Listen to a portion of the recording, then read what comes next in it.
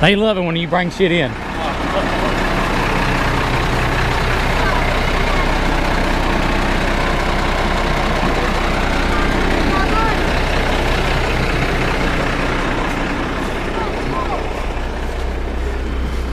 This maybe might be taller than my body. Might be.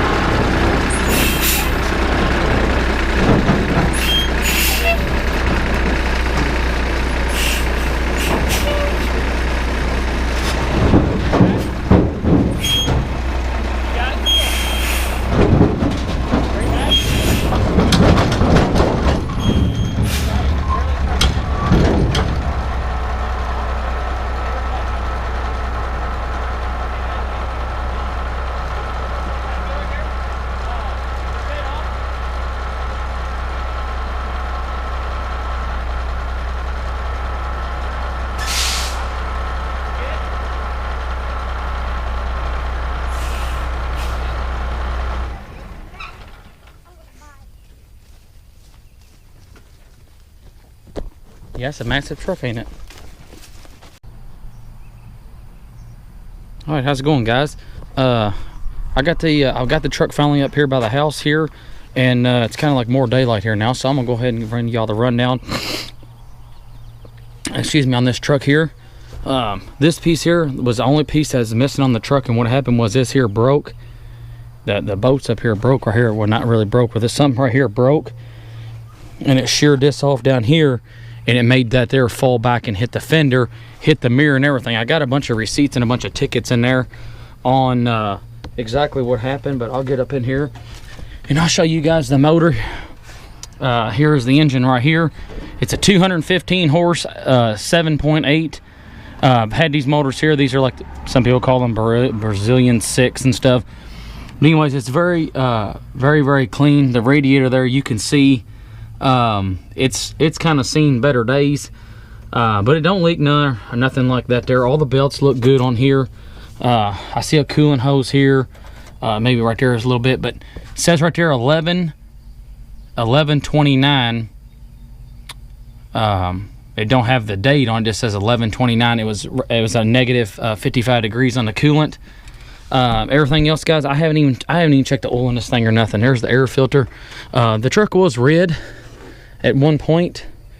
It come from the city of Redenbeck. I want to say Connecticut is where I want to say that where it originally came from. All this down here, this is just surface rust here that's just flaking off the black paint. I did see in there's a bunch of receipts that I've got. At one time it had brand new front springs and bushings and U-bolts put on there. But guys, we're going to cut all this plow. I'm going to cut all this plow shit off. Unless there was somebody that absolutely wanted to buy this thing for the plow system, then I would. But down here in Kentucky, we never see this much snow as what they do up there in Connecticut. The rest of the cab mount stuff here, all of them are in really good shape. When I seen the pictures, they all look good, so that's what kind of drew my attention to it. As far as, you know, not being rusted, you know, rusted to hell. There is some spots right here on the air tank right there, which that's, you know, but here on this right here, there's a little spot right here that ain't much to fix there. Got a side mount light here. The cable here and stuff, I had my driver, I just had him unhook that. It went up and around there. There's a big hydraulic tank there as well, and they got all this shit here for that side mounted plow. The front tires on it, they look to be in really good shape. You know, the front ones do. The back, I don't know how long. The back ones right here, I don't know how long they had been on there, but they have been on there for a pretty good while and things. They had been on it for a pretty good while and stuff.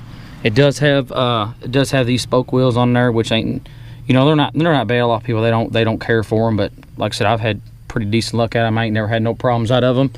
We'll get on back up here with batteries and stuff. Didn't even have to jump it off. It started right up, no problem. Got your big transfer case here. I don't know what size it is. Then again, guys, there's just some flaking off rust here. I mean, you can't expect it to be 110% perfect from being up there where it was at. Dry shaft there's good. Universals, I've checked all those. Those are all good. Like I said, here's the hydraulic tank here. I don't know what's inside this box. I don't know if there's a bunch of you know, it's where you can take it off. I have not looked up in there, guys, to see what's in there. I don't really know. I know somebody did put new back brakes on the back. I could see those. And like I said, guys, we got a little bit of pitting on the this right here, but that's just paint. That's just paint where salt or something got up underneath of it. But other than that, there, once I clean all that there up, the best thing to do to get all this rust and shit off here is just get you a big hammer.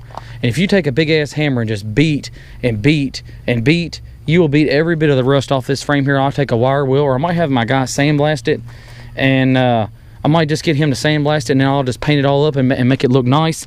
Here's these here, the log bunks that's on there. These here actually really need to be U-bolted down. Here in Kentucky, if you was to have them welded on there like that, DOT, they might kind of get you for that around here. They should be, you know, should cut this plate here off and weld a gusset on there and bolted them and welded them.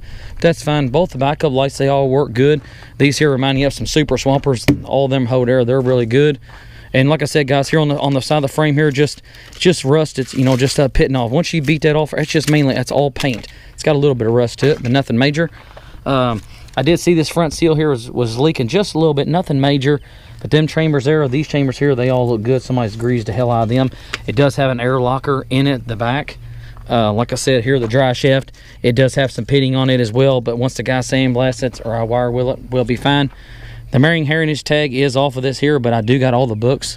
So if I needed to order some parts for it, I could. No big deal. I did see on, I also did see in the book that they did fix the bushings on this transfer case at one time. But it was kind of neat the way that they done it. They took the fuel tank off, and then they cut the frame right here, and then they dropped this or raised this up by verse, whichever way to do, to where the truck would be sitting level, or maybe the dump bed would be a little bit lower. But as far as the cab goes, here's just a little service rust popping up here. Did have a full tank of fuel, and the gauge works as well.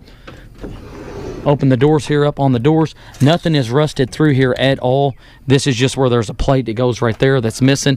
All this is solid. This here's solid. The seat here, you can see as the seat, it's got some rust right here, and all that is, guys, is from where the guys was getting in and out of here from getting salt on their boots.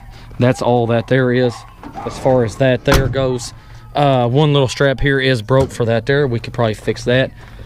Air chamber on this side here, this air chamber here is fucking destroyed. We're not worried about that. I will put a new one on there. That won't be that bad.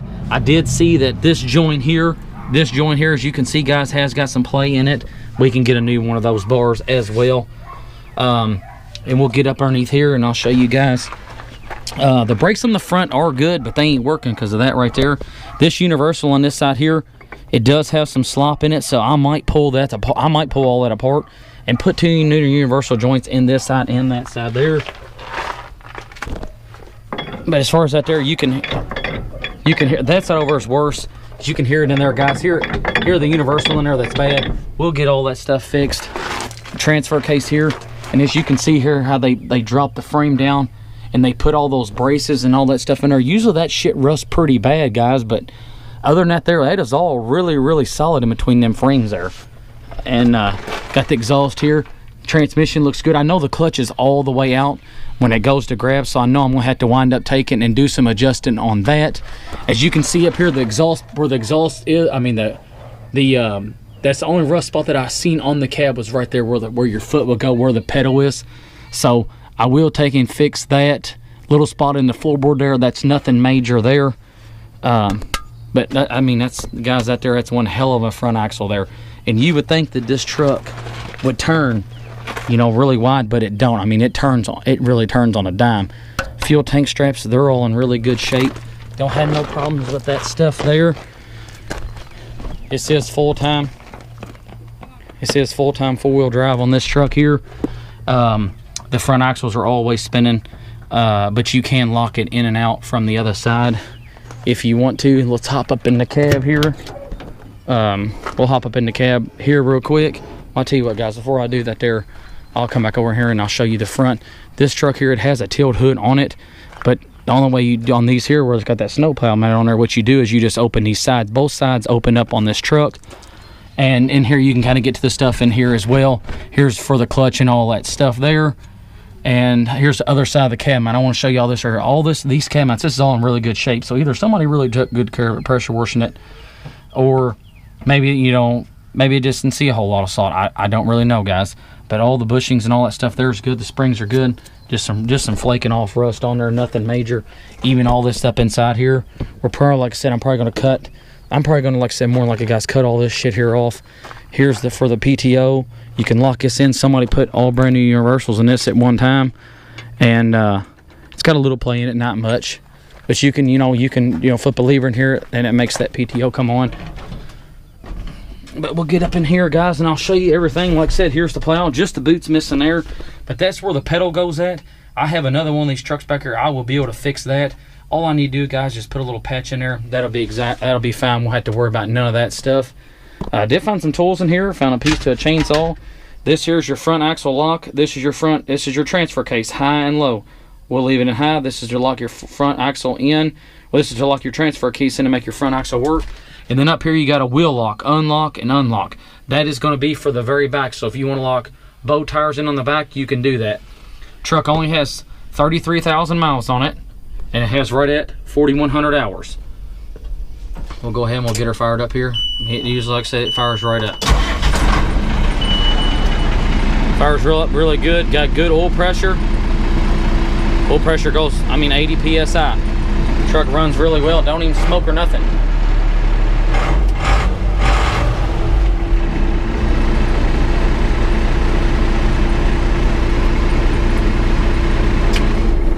So she fires up really good. And like I was telling you guys, this truck here, you would think that a big ass truck like this right here, it would turn, like it'd take a football field to turn it, but I'm telling you, this thing here, it turns so good, and you can turn it, on a dime.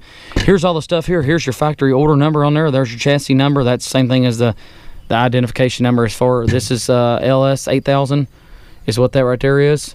It's the front axle is an MT14. The capacity, I got that in the book. And the model is a MVG 12,000. Serial number is 5651, and the gear ratio on this is a 565.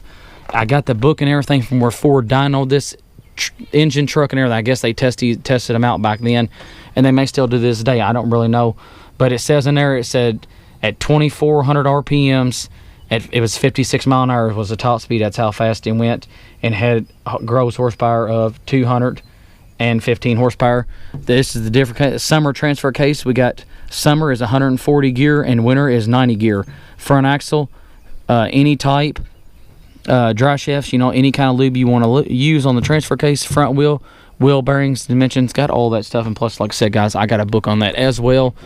And but yeah, I just want to kind of give you guys a rundown of this truck, kind of show you, like I said, just come in, pretty badass truck. It's the only four-wheel drive L8000 I've ever seen in person.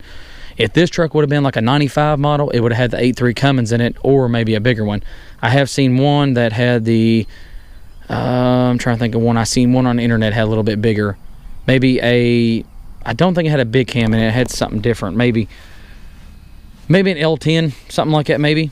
Can't really remember. But that's the only one that I seen on there, and it was actually, it was quite fucking expensive. I ain't gonna lie to you guys.